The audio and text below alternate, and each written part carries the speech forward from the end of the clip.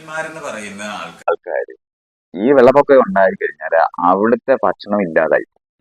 ഇവർ ഒരിടത്ത് താമസിക്കാൻ തുടങ്ങി. മറ്റേയാണെങ്കിൽ ഭക്ഷണം തേടി പോകുന്നവരായിരുന്നു. ഭക്ഷണം ഉണ്ടാക്കാൻ തുടങ്ങി. ഇവിടെ എന്ത് പറ്റി? അവിടെ തന്നെ നമ്മൾ എങ്ങനെയെങ്കിലും തങ്ങി പിടിച്ച് നിൽക്കാനേ നോക്കുള്ളൂ. അപ്പൊ ഭക്ഷണം പോയി. നെല്ല് അല്ലെന്നുണ്ടെങ്കിൽ ഗോതമ്പ് അല്ലെന്നുണ്ടെങ്കിൽ എന്തെങ്കിലും പഴങ്ങൾ വെച്ച് പിടിപ്പിച്ചിരുന്ന സാധനം മുഴുവനും വെള്ളപ്പൊക്കത്തിൽ പോയി. ഈ ആള് വീടും ഒക്കെ ഉണ്ട്, എങ്ങനെങ്കിലും രക്ഷപ്പെട്ട് നിൽക്കുക, ഭക്ഷണം വേണം. അപ്പോഴാണ് 10 കിലോമീറ്റർ അപ്പുറത്ത് ഇതെല്ലാം ഉള്ള വേറെ ഗോത്രങ്ങള് കൃഷി ചെയ്ത് ജീവിക്കുന്നുണ്ട്. അപ്പൊ ഇവര് രാത്രി പോയി അത് എടുക്കും.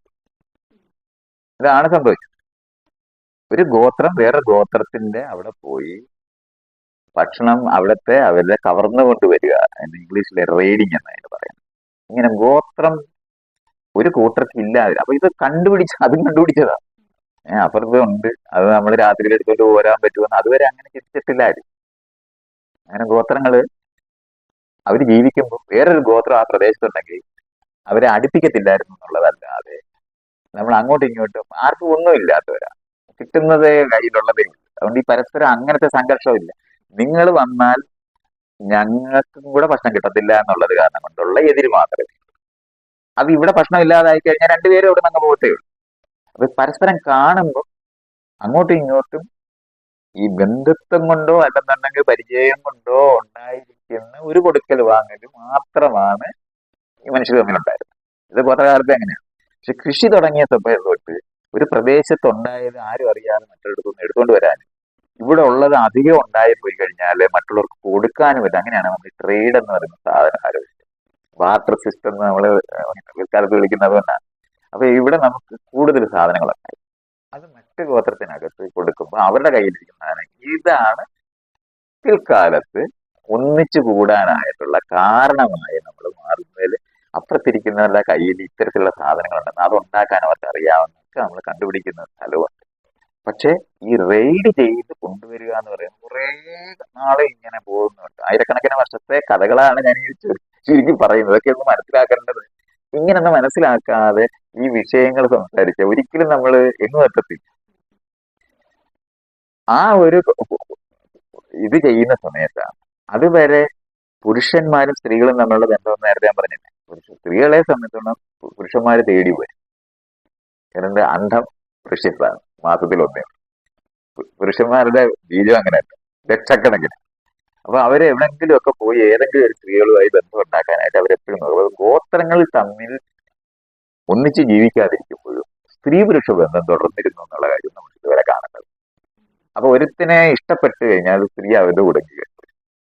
അപ്പൊ മറ്റു പുരുഷന്മാരെ സംബന്ധിച്ചോളം അവരുടെ ഗോത്ര പെൺകുട്ടി നഷ്ടപ്പെട്ടു പോകുന്നതായിട്ട് തോന്നുന്നത് എപ്പോഴും പുരുഷന്മാരെ തമ്മിലോ വഴക്കിടും സ്ത്രീകളുടെ. ഇത് എന്നും ഉണ്ടായിരുന്ന ലോകം മുഴുവനും എല്ലാ ജീവികളും ഈ സങ്കീർണം നമ്മൾ ഈ പറയുന്ന പ്രൈമേറ്റ്സ് എന്ന് പറയുന്നതിനകത്തെല്ലാം ഇത് എപ്പോഴും ഉണ്ട്. അപ്പൊ ഗോത്രം മാറിക്കൊണ്ടിരുന്ന ഒരു വിഭാഗം സ്ത്രീകളാണ്. അവർ വരുമ്പോ ഇവിടുത്തെ ഗോത്രത്തിനകത്ത് സ്ത്രീകളുടെ കൂടെ അവരിങ്ങനെ ചേരുകയാണ് ചെയ്യുന്നത്. അത് പുരുഷന്മാരെ തമ്മിൽ പിരിഞ്ഞു പോയതിനു ശേഷം തമ്മിൽ ചേരത്തില്ല. അത് സ്ത്രീകൾക്ക് വേണ്ടി വഴക്കിടുന്നവരായിട്ട് മനുഷ്യർ തുടർന്നിരുന്നു എന്നുള്ളത് കൊണ്ടാണ് പുരുഷന്മാരൊരു ഗോത്രത്തിൽ നിന്ന് വേറൊരു ഗോത്രത്തിലേക്ക് മാറി താമസിക്കുന്നവരില്ല. അങ്ങനെയില്ല. അതേസമയം സ്ത്രീകൾ വന്നാൽ ഈ ഇവിടുത്തെ സ്ത്രീകളുടെ കൂടെ അവരതിനകത്തങ്ങ് ചേർന്ന് പോകട്ടെ. അപ്പൊ ഇത് വഴിയാണ് ജനിതകമായി പരസ്പര ബന്ധം ഉണ്ടായിരുന്ന നമ്മൾ ഒരു ലക്ഷം വർഷം ഒരു 10,000 വർഷം മുമ്പ് വരെ നമുക്ക് ഒരുപാടും ഇല്ലാതെ ഇതൊക്കെ നമ്മുടെ ജനിതകമായിരുന്നു നമുക്ക് കാണാൻ പറ്റും. ഇങ്ങനത്തെ ബന്ധങ്ങളും കാര്യങ്ങളും. ഇപ്പൊ നമ്മുടെ തന്നെ ജനിതകം ഒന്ന് പരിശോധിച്ച് നോക്കിയാൽ 1,00,000 വർഷം വരെയൊക്കെ ഉള്ള പുറകോട്ട് കൊണ്ടുപോകുമ്പോൾ നമ്മൾ ഈ 3 പേരുടെയും ബന്ധുക്കളൊക്കെ അറേബ്യയിലും റഷ്യയിലും അമേരിക്കയിലും ഒക്കെ ആയിട്ടാണ് ഇപ്പൊ ഇരിക്കുന്നത്. നല്ല രസമാണ് അതൊക്കെ. നമ്മൾ അത്ഭുതകരമായിട്ട് നമുക്ക് തോന്നുന്ന തരത്തിലാണ്. നമ്മളെ കണ്ടാലൊന്നും ഈ റഷ്യക്കാരുമായിട്ട് ഒരു ബന്ധമില്ലെന്നും പിന്നെ കസാഖസ്ഥാനുള്ള ഒരുത്തന്റെ മക്കളാണ് ഈ ഏരിയയിലുള്ള കൂടുതൽ ആൾക്കാർ. ഇതൊക്കെ നമുക്ക് ജനിതകമായിട്ട് ഇന്ന് അറിയുന്ന കാര്യങ്ങളാണ്. അപ്പൊ ഇതുപോലൊക്കെയുള്ള അറിവുകളൊക്കെ ഇന്ന് നമുക്കുണ്ട്. അപ്പൊ ഇങ്ങനെ ചേരുന്നതിനകത്ത് ഈ സ്ത്രീകള് ഗോത്രം വിട്ടു മാറുക എന്ന് പറയുന്നത് നടക്കുകയും പുരുഷന്മാർ തേരാതിരിക്കുകയും ചെയ്യുന്ന ലോകം വരെയാണ്. കൃഷിക്കാരുടെ കാലം വരെ കൃഷിക്കാരുടെ കൃഷി തുടങ്ങുന്നത് നമ്മൾ നേരത്തെ പറഞ്ഞ 12,000 വർഷം മുമ്പ് ശേഷമാണ് ഐസ് ഏജ് മാറുന്നത്. അതിനുശേഷമാണ് ഭൂമധ്യ രേഖയിലെ ഈ മിതശീതോഷ്ണ മേഖല, നമ്മൾ ഈ മെഡിറ്ററേനിയൻ എന്ന് പറയുന്ന മേഖലയിലാണ് ആദ്യമായിട്ട് കൃഷി ഇതുവരെ നമ്മുടെ അറിവിനാണ്. ഇതിനു മുമ്പ് പലയിടത്തൊക്കെ ഉണ്ടായിട്ടുണ്ടാകാൻ നമുക്കറിയില്ല. ഇപ്പോഴുള്ള അറിവ് അനുസരിച്ചിട്ട് ഈ മെഡിറ്ററേനിയൻ ഭാഗത്താണ് കൃഷി ആദ്യമായി കണ്ടത്. ഒരു 12,000 വർഷം മുമ്പ് വെച്ച് കൃഷി ആരംഭിച്ചതായിട്ടൊക്കെ കാണാൻ പറ്റുന്നുണ്ട്.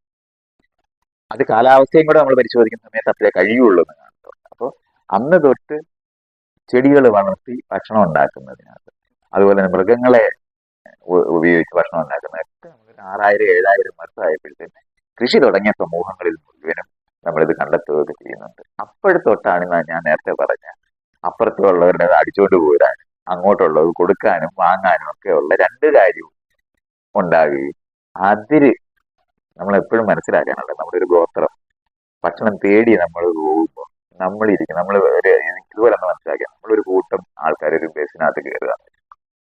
ബസ് നിറഞ്ഞു കഴിഞ്ഞാൽ നമ്മൾ പിന്നെ ആളുകൾ കയറാൻ സമയത്തില്ല.